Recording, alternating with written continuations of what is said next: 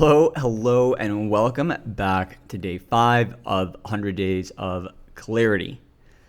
We're going to go ahead and jump right back into coding. So last session, we reviewed numbers, particularly the two different types of defining numbers, integers and unsigned integers, as well as the 4 most basic math operations.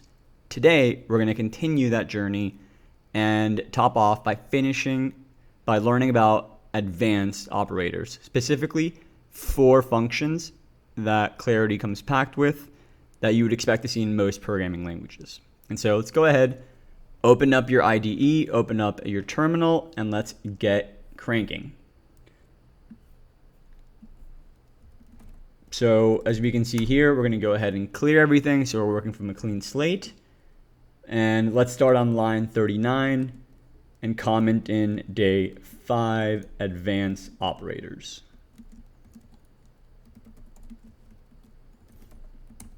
Okay, and so when we think of advanced operators in math, there's obviously addition, subtraction, etc. But the next one that should almost always come to mind are exponents. And of course, exponents come with Clarity. So let's go ahead and write in an exponent function. Define read only. Exponent. Again, delete the body, press enter twice, indent, and then we're going to go ahead, open parentheses, which always define functions. And again, on the left-hand side is the function name. We know we want to deal with exponents, and so here we do something called pow, for power of.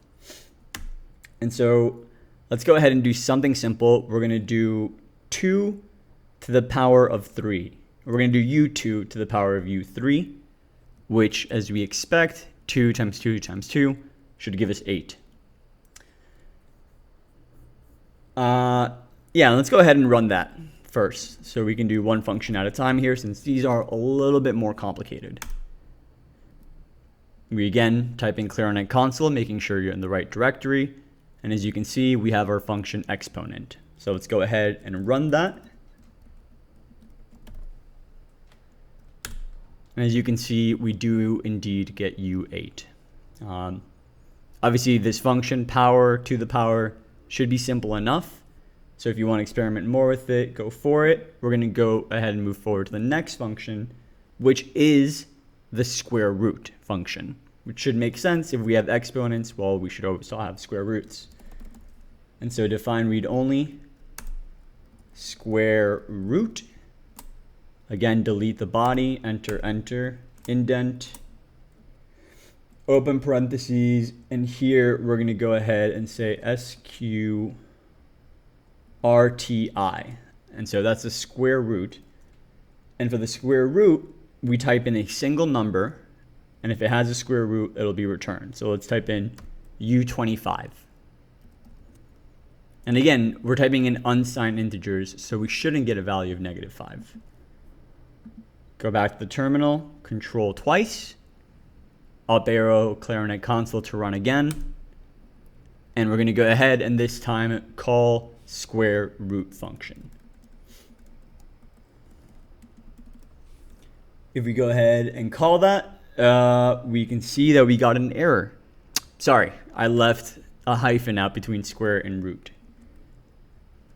Do that in again, and we do indeed see that we get 5.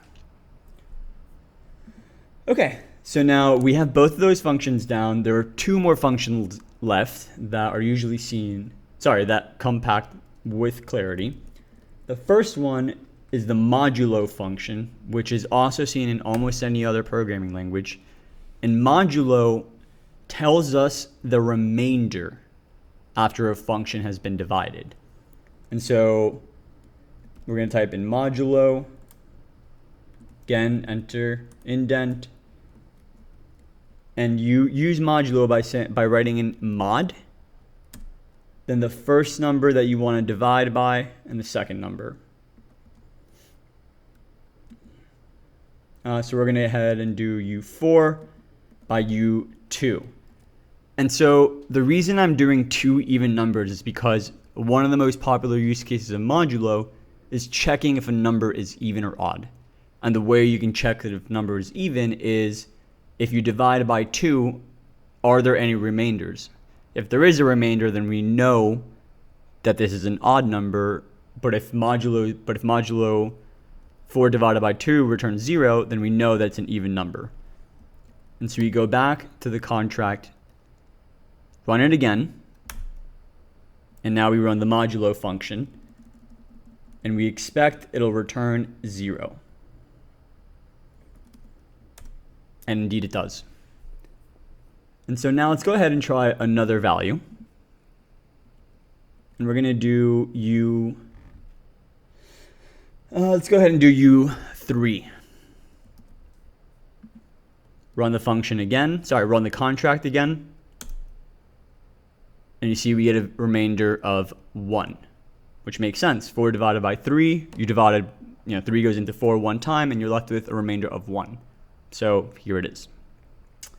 The last function that we're going to visit today is a little bit more, is not seen as much in other languages written this way, but it makes sense because a lot of our architecture is based off of Bitcoin and specifically off the halving function.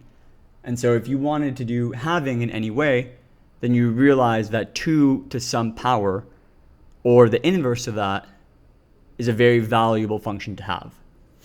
And so in Clarity, we actually have a way of doing logarithm, but the logarithm always has a base of 2.